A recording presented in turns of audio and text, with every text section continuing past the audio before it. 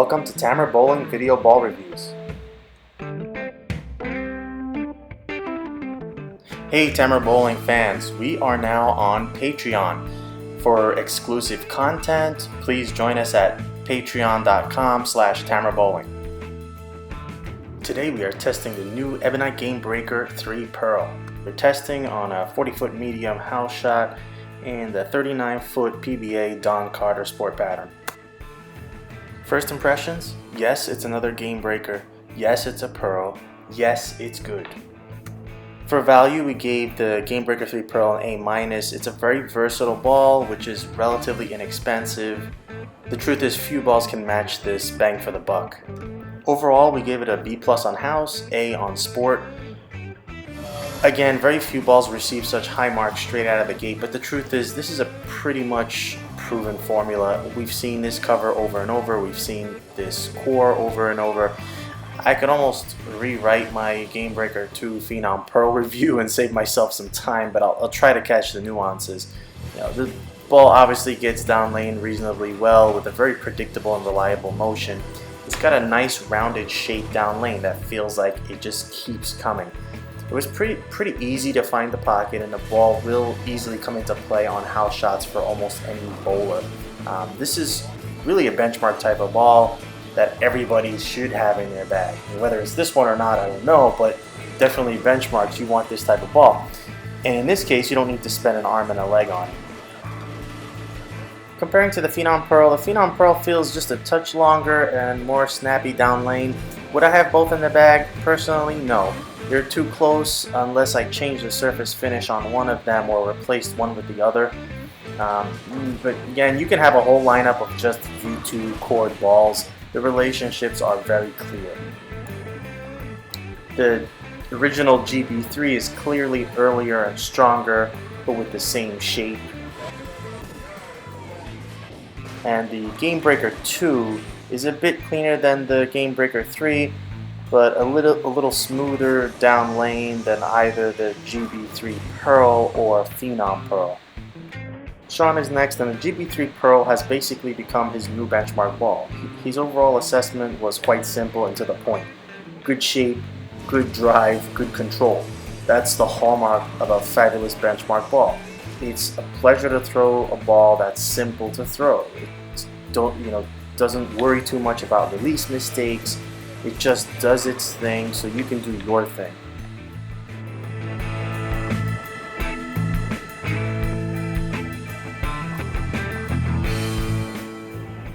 We also compared to the original GB3, and again the differentiation is clear. It's the same shape and control, but it's just earlier and stronger, so it looks a little archier. On this pattern, the GB3 is a lot of ball, so the Pearl is a perfect combination of core to cover to make this shape more usable on a house pattern for Shawn.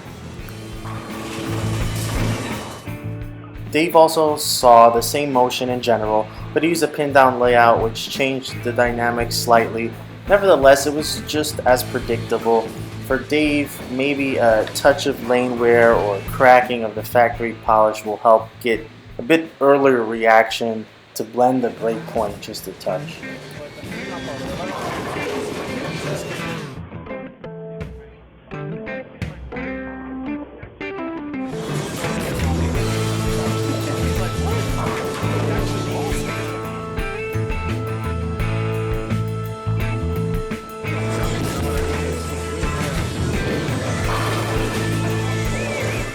For the sport shot, we're testing on the 39-foot PBA Don Carter pattern. And this is where a great ball shows its true colors. There are few balls that do this well, but the GB3 just seems to be able to give more forgiveness than most balls on tough conditions.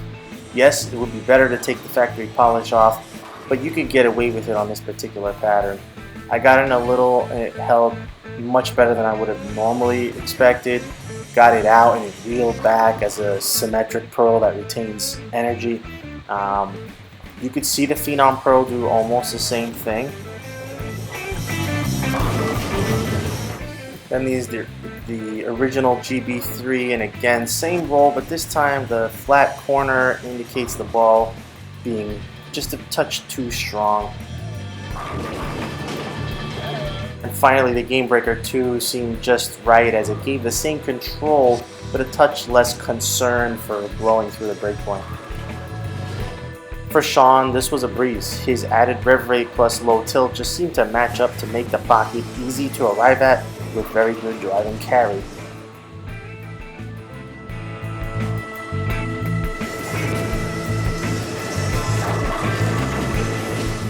And finally Dave, he had a hard time matching up with the GB3 Pearl on this pattern. It just seemed a bit clean and smooth to open up the lane with, but more direct and the ball flipped too hard. He likely needs some surface or a step up in ball, honestly, to match up to this pattern. Maybe a different layout would also give a slightly different look. So final thoughts on the GameBreaker 3 Pro. I was looking back at my Phenom Pro review and I still agree, adding a medium to strong Pearl cover stock to this core yields a special formula, and the GameBreaker 3 Pearl doesn't disappoint. Don't expect it to be huge, covering tons of boards. It kind of just goes about its business in a very unassuming way, but it does it so well. I've previously discussed cover longevity on the 12.7 formulas that I'm a little concerned about, so I won't repeat that. I will say my Phenom Pearl with the 11.2 is still in my bag almost 2 years later. It's brilliant for Ebonite to continue with a ball that is basically their equivalent of Storm's Marble Pearl.